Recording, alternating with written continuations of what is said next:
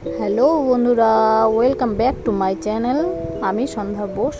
আমার চ্যানেলে তোমাদেরকে স্বাগত জানাচ্ছি।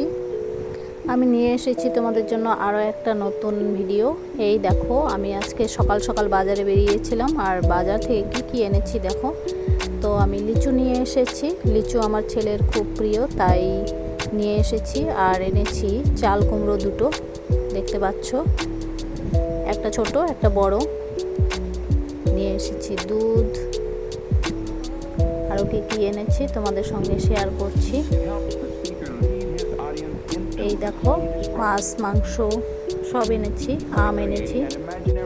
এটা হচ্ছে হিমসাগর আম। হিমসাগর আম বছরে মাত্র কয়েকদিনের জন্যই আসে। তো যাই হোক, হিমসাগর আম নিয়ে এসেছি। আর এটা দেখো, আমাদের আসামের একটা ফল। আগে তো জংলি ফল বলে ভাবতাম, কিন্তু এটাকে পিস ফল বলে। এটার ডিজাইনটা বেশ অসাধারণ একটু। তো আরও নিয়ে এসেছি, এই দেখো, ইলিশ মাছ এনেছি আমি। তো এবারে সব কিছু রান্নাবান্না করব, সব রেডি করে নেব। এই দেখো, ইলিশ মাছ কেটে এনেছি। ইলিশ মাছ হলে আমার ঘরে বিড়াল কুকুর সবারই খুব মজা হয়। তো এবারে যাই হোক, আমার বাজার করা হয়ে গেছে। এবারে দুপুরবেলা এই দেখো কি করছি। এগুলো হচ্ছে কলা। অনেকগুলো কলা ছিল ঘরে, কলাগুলো একদম মজে গেছে। আজকে যদি এটার ব্যবস্থা না করি তাহলে পুরো নষ্ট হয়ে যাবে। তো আজকে আমি বানাবো এই কলা দিয়ে, কলার বড়া বানাবো। এই কলাগুলো বেশি পেকে গেছে, আর পেকে গেলে খেতে চায় না কেউ।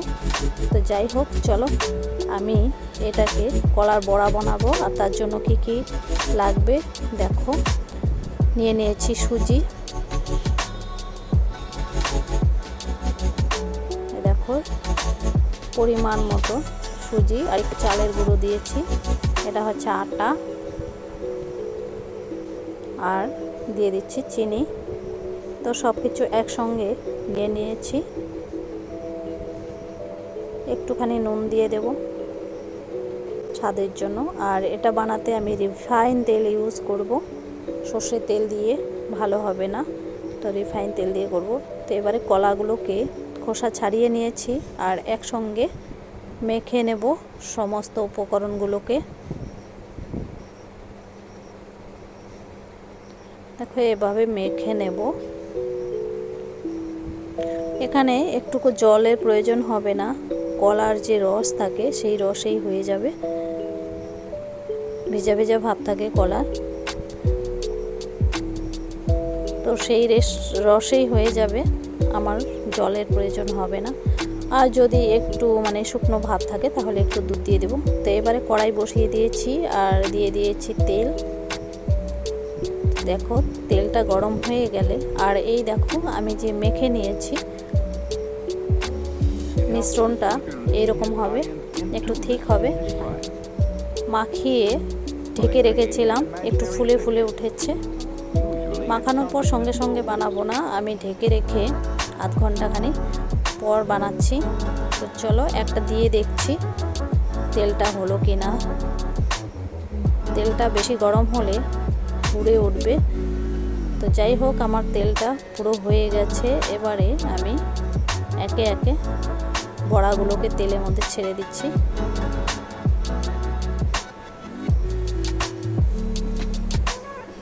এইভাবে বড়া বানিয়ে রাখলে কলাগুলোরও গতি হয়ে গেল, আর সকালে বিকেলে চায়ের সঙ্গে খেতে বেশ ভালো লাগে। প্রচণ্ড গরম পড়েছে, তো এই গরমে কলাগুলো আনলে বেশি থাকে না,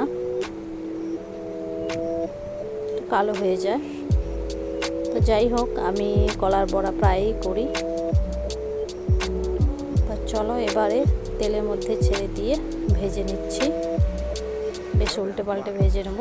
এক পিঠটা হয়ে গেলে তারপর বাকি পিঠটা উল্টে দেব।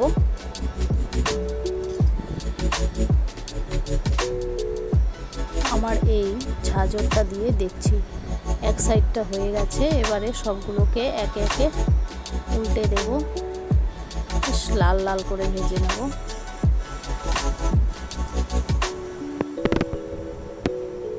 তো এবারে এই পাশটাকে ভেজে নেব আস্তে আস্তে। বড়াগুলোকে পুরো ডুবো তেলে ভাজলে সব দিকটাই সমানভাবে হয়ে যায়। তো এবারে চলো সবাই দেখতে থাকো।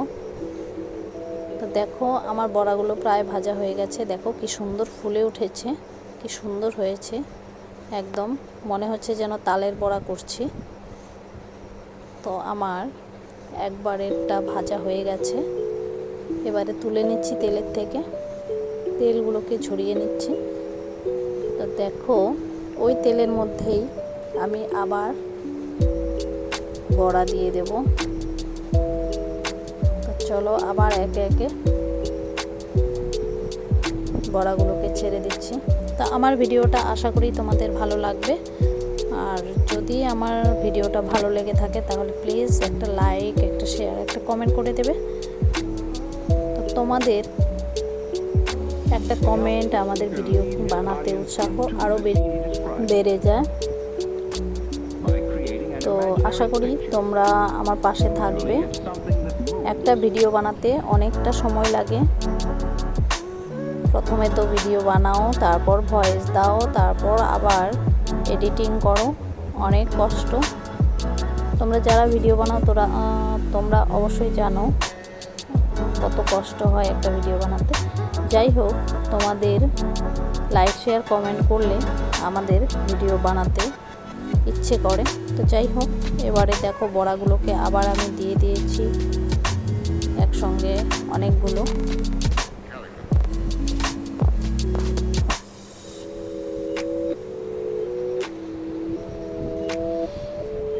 তো দেখতে থাকো সবাই।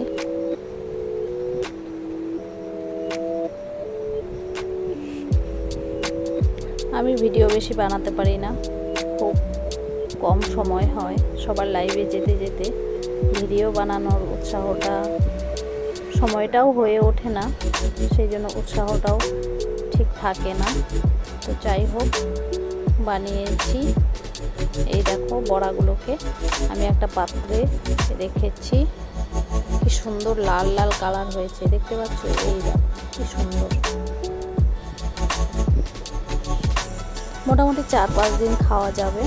এখন তো প্রচণ্ড গরম, বেশি দিন থাকে না, তবুও 2-3 দিন রেখে খাওয়া যায়। সব সময় বিস্কুট দিয়ে চা খেতে ভালো লাগে না, সেই জন্য পিঠেগুলোকে বানিয়ে নিলাম। বেশ সুন্দর কালার এসেছে আর একদম গোল গোল হয়েছে, দেখতে পাচ্ছ?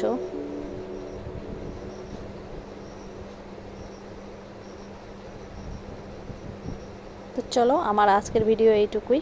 আজকের মতন আসছি, টাটা, ভালো থেকো, সুস্থ থেকো, দেখা হবে পরের ভিডিওতে। আমার চ্যানেলটাকে সাবস্ক্রাইব করে দিও। টাটা, ভালো থেকো, সুস্থ থেকো।